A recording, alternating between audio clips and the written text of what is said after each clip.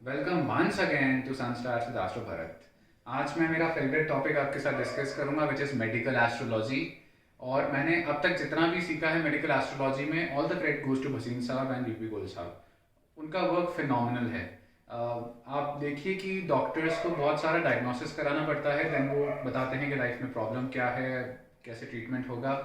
और जिस बढ़िया तरीके से इन greatest of the greatest astrologers ने ये नॉलेज पास ऑन करी है, जब मैं किसी का स्टडी करता हूँ चार्ट और मैं डिजीज फाइंड कर पाता हूँ because of the techniques which have been given by Goyal साहब, भसीन साहब, तो मैं भी कई बार खुद को अमेज फील करता हूँ कि एक डायग्राम देख के ही हम बता पाते हैं that is astrology, because planets हमें रूल करते हैं। सो मैं ज़्यादा बातें नहीं करूँगा, I get down to business right away. मान लीजिए लग्न, मान लीजिए क्या, मैं सबसे पहले आपको बता दूं, लग्न is the most important house of the entire chart. वो इसलिए क्योंकि लग्न आपका बॉडी है। दूसरे हाउसेस बॉडी पार्ट रिप्रेजेंट करते हैं, बट पूरे फ्रेमवर्क का सबसे इंपॉर्टेंट जो होल्डिंग हाउस होता है वो लग्न होता है। तो लग्न lord is the most important planet in your chart. जब सूर्य आपकी कुंडली में लग्न लॉर्ड बनता है तो वो बोन्स को सबसे ज्यादा रिप्रेजेंट करता है।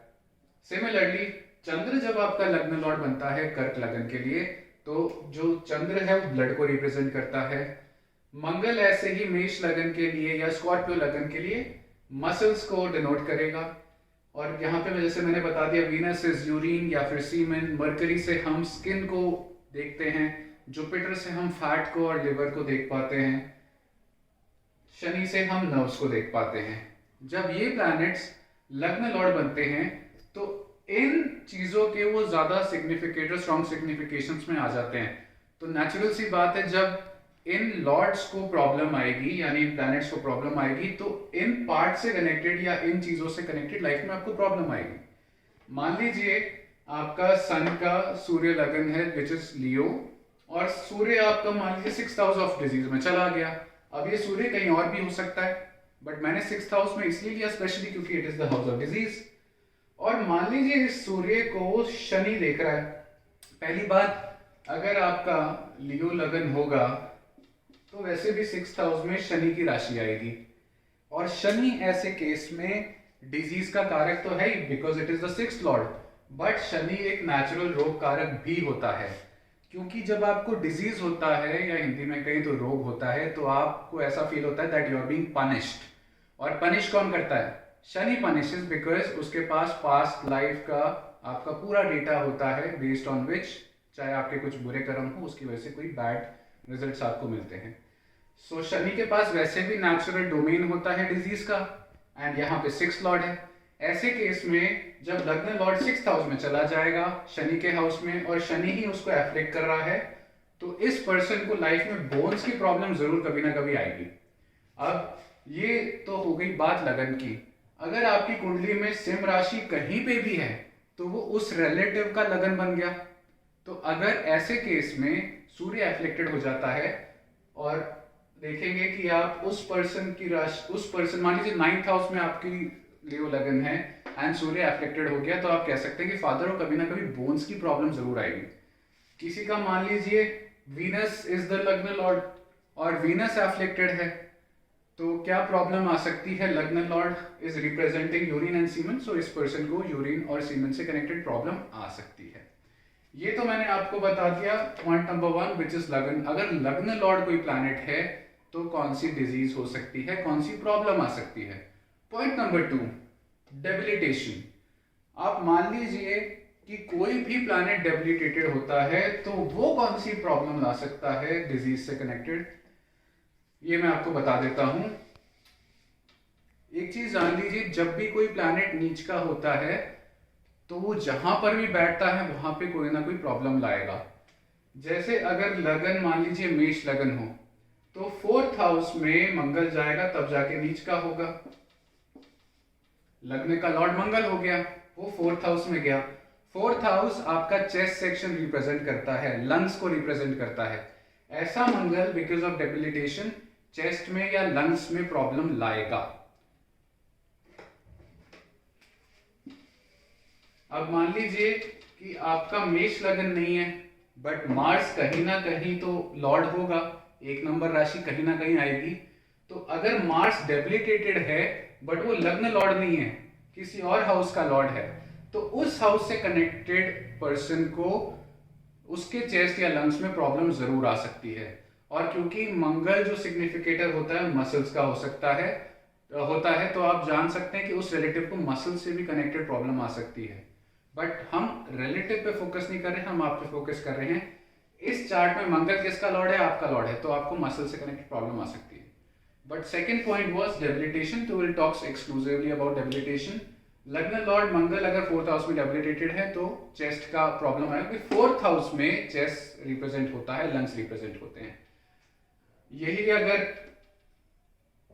टॉरस लगन हो which is ruled by Venus, तो आप देख सकते हैं कि फिफ्थ हाउस में वीनस चला जाएगा, 2 3 4 5 6 जहां पे वो डेबिलिटेटेड होता है, और फिफ्थ हाउस से हम बेली को देखते हैं, तो ऐसे पर्सन को बेली से कनेक्टेड, पेट से कनेक्टेड प्रॉब्लम आएगी।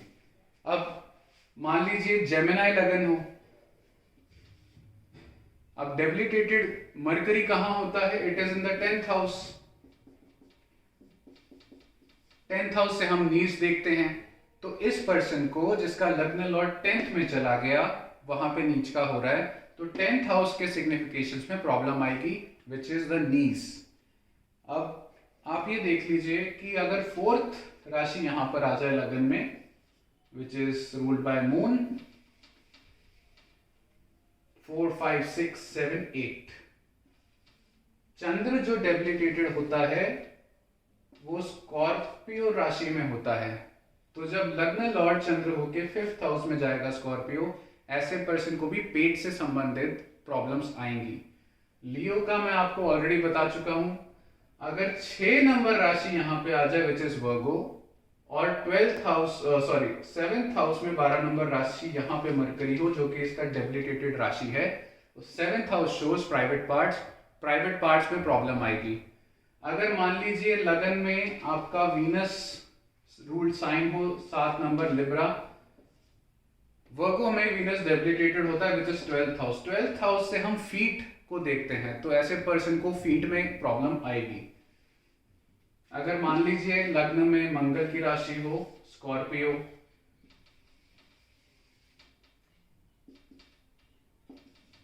तो 9th हाउस में मंगल नीच का हो जाएगा। 9th हाउस से हम रिलेटिव को फादर देखते हैं, बट यहाँ पे हम डिजीज की बात कर रहे हैं। 9th हाउस से हम थाइस को देखते हैं, हिप्स को देखते हैं, ऐसे पर्सन को हिप्स में और थाइस में प्रॉब्लम आएगी, स्पेशली मंगल से कनेक्टेड चीज में विच इज मसल्स।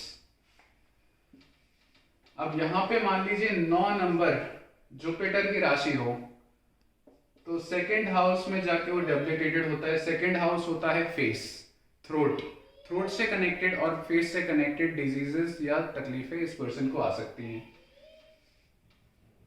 मान लीजिए 3 राशियां जो बची हैं वो है केप्रिकॉन का रूलर होता है शनि, और शनि डेबिलिटेटेड होता है 11 12 1 विच इज 4th हाउस। सो अगर शनि यहाँ पे डेबिलिटेटेड है which is again lungs and chest, तो चेस्ट सेक्शन में आपको तकलीफ आ सकती है। अगर शनि अगेन लग्न का रूलर है बट वो एक्वेरियस लगन है, तो आपका 3rd हाउस में शनि नीच का होगा। 3rd से हम देखते हैं रेस्पिरेटरी सिस्टम, सांस लेने में या फिर आर्म्स में आपको प्रॉब्लम आ सकती है। And finally we are left with one planet which is Jupiter, और उसकी 2nd राशि पाइसिस में जब जुपिटर रूल करता है तो वो 11th हाउस में जाके डेबिलिटेटेड होता है, और 11th हाउस से हम लेग्स को देखते हैं, तो ऐसे पर्सन को लेग्स में प्रॉब्लम आएगी। अब मैं आपको एक फाइनल पॉइंट इसमें बताता हूं, और वो है साइन। मान लीजिए लग्न है मंगल का एरीज, अब अगर एरीज राशि कहीं ना कहीं एफ्लिक्टेड है और इसका रूलर मंगल एफ्लिक्टेड है, तो एरीज कौन सी चीज को शो करता है? एरीज आपके हेड को शो करता है, तो ऐसे पर्सन को हेड में तकलीफ जरूर आएगी। अगर एरीज एफ्लिक्टेड है और मंगल भी एफ्लिक्टेड है, तो विच इज लग्न लॉर्ड मंगल कहीं एफ्लिक्शन में है एंड एरीज एफ्लिक्शन में, वापस बोलता हूं, तो हेड की प्रॉब्लम आएगी। सिमिलरली मान लीजिए आपका लग्न टॉरस है which is ruled by Venus afflicted है और टॉरस भी एफ्लिक्टेड है, तो फेस से कनेक्टेड प्रॉब्लम आती है। मान लीजिए लग्न आपका आ गया जेमिनाई और मरकरी उसका रूलर है, अगर ये दोनों एफ्लिक्टेड हैं तो आपको प्रॉब्लम आती है स्किन की, एंड क्योंकि ये थर्ड साइन है तो शो करता है रेस्पिरेटरी सिस्टम की भी, और आर्म्स भी शो होता है, बट आर्म्स के लिए मरकरी के साथ मार्स का एफ्लिक्शन होना भी जरूरी है।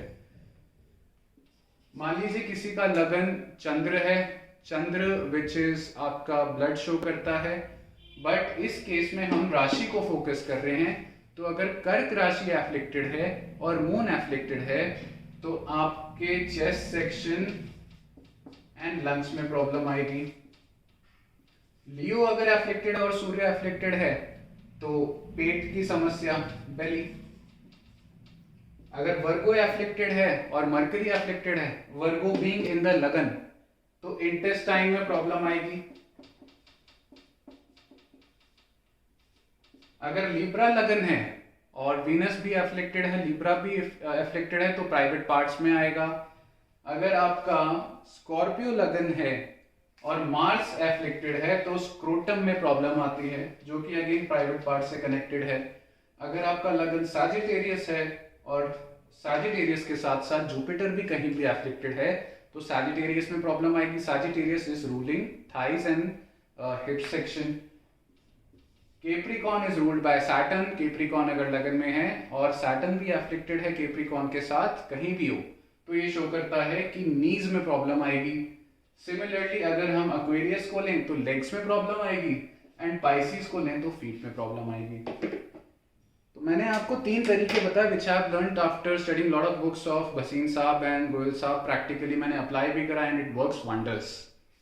लगन से देख के आप पता लगा सकते हैं कौन सा प्लैनेट क्या सिग्निफाई कर रहा है।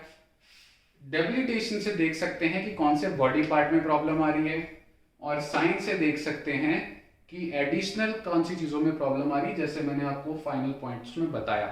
अब जब आप इन तीनों चीज़ों को क्लब करेंगे तो आपको एग्जैक्टली पता लग जाएगा कि इस पर्सन का इस जन्म में कौन कौन सी चीज़ों में प्रॉब्लम आ सकता है और कब कब आ सकता है, वो आपको डिस्पोजिटर से पता लग जाएगा।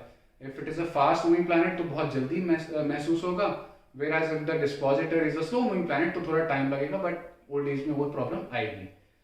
ये फॉर्मूले आप किसी भी राशि में अप्लाई कर सकते हैं, कोई से भी हाउस में, उस रिलेटिव के कंसर्न। तो आप किसी एक एक्स पर्सन का चार्ट देख के उसके रिलेटिव्स, चाचा मामा ताया जो भी हों, ब्रदर हों, सिस्टर हों, मासी हों, उन सब की बीमारियां कुछ हद तक प्रिडिक्ट कर सकते हैं। बट इसमें मैं एक अंडरलाइनिंग फैक्ट बताता हूं कि आपको चंद्र लगन भी कंसिडर करना है। आई होप ये डिटेल्ड मेडिकल एस्ट्रोलॉजी की फर्स्ट वीडियो है मेरी, इससे आपको बेनिफिट होगा। इसमें मेरा कुछ क्रेडिट नहीं है। I have learned a lot from the stalwarts which I have already mentioned to you, because they have passed on knowledge to me. इसी वजह से मैं अपने क्लाइंट्स को कुछ अच्छी इंफॉर्मेशन दे पाता हूँ जिससे उनको डिजीज क्योर करने में फायदा हो। एंड आई होप आप इससे बेनिफिट लें और अपनी कुछ चीज़ें, प्रॉब्लम्स पता कर पाएँ, रिलेटिव्स की पता कर पाएँ, और उसके प्रिवेंशन में और क्योर में आपको उम्मीद है इसमें सहायता मिले। Thank you so much.